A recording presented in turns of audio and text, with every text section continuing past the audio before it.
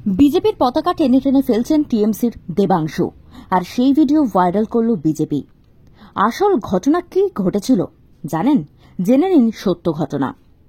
Trinamool party অফিসে তালা লাগিয়ে দিয়েছিল বিজেপি, আর সেই তালা ভাঙলেন দেবাংশু।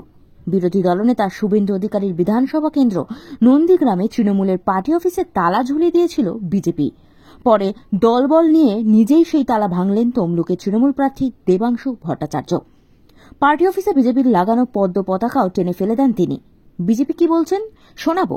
পাশাপাশি তৃণমূল প্রার্থী দেবাংশু ভট্টাচার্য তিনিও কি বলছেন শোনাবো। মুখ্যমন্ত্রী প্রকাশ্য সভায় বলছে মেদিনীপুরে গদ্দারের জায়গা, উনাকে বোঝাবো গদ্দার কাকে বলে, এবার লোকসভায় বোঝাবো উনাকে। উনি গোটা মেদিনীপুরবাসীকে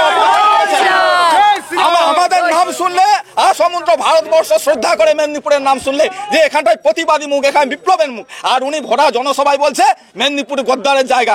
আজকের পার্টি অফিসে তালা লাগিয়েছি, ওদের সমস্ত রকম কাজকর্ম বিরোধী অঞ্চলে বন্ধ রাখবো। এখানটায় কোনো দু নম্বরই চিটিংবাজি চোর ছাত্রদের জায়গা হবে না।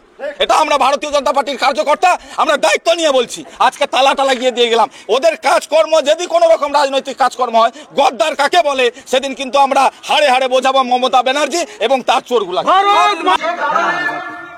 প্রথম দিন যখন টিকিট ঘোষণা হয় আমি বলেছিলাম আমরা চাই নির্বাচন শান্তিপূর্ণ হোক, কিন্তু বিজেপির একদল গুন্ডা শুভেন্দু অধিকারীর পরামর্শে তারা আজকে এখানে এসে তাদের কত বড় স্পর্ধা, তারা আমাদের পার্টি অফিসের উপরে নিজেদের ঝান্ডা লাগিয়ে দিয়ে গেছে।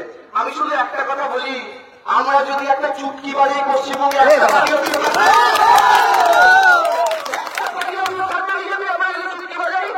আমি আপনারা একটা কথা বলছি, আমরা গোটা নন্দীগ্রাম জুড়ে কত সন্ত্রাস করে ওরা দেখবো। আমরা গোটা নন্দীগ্রাম জুড়ে একটা বিরাট কুইক রেসপন্স টিম বানাবো, যে টিমে আমাদের 500 ছেলেমেয়ে থাকবে।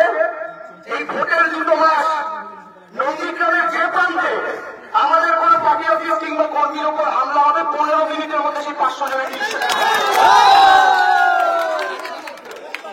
এবার আমরা একত্রিত হয়ে আমরা দেখি কত সন্ত্রাস তারা করতে পারে। তারা গণতন্ত্রের কথা বলে অন্য রাজনৈতিক দলের পার্টি অফিসে নিজেদের কত হামলা কুশপুতলিকা কর। আপনারা আপনাদের কর্মসূচি করুন, আমরা কেউ বাধা দিতে যাচ্ছি না, কিন্তু আপনারা আমাদের পার্টি অফিসে দিয়ে হাত পাইবেন কেন? এই সরকারি সাহস আপনাদের কে দিয়েছে? আমি শুধু একটা কথা এখানে মনে করিয়ে দিতে চাই, আজকে যদি আমরা চাইতাম আমরা কিন্তু এই গোটা মিছিল গোটা ভিড় নিয়ে বিজেপি পার্টি অফিসের দিকেও যেতে পারতাম। মমতা ব্যানার্জির নির্দেশে আমরা সেই কাজ করিনি, আমরা সেই কাজ করি না।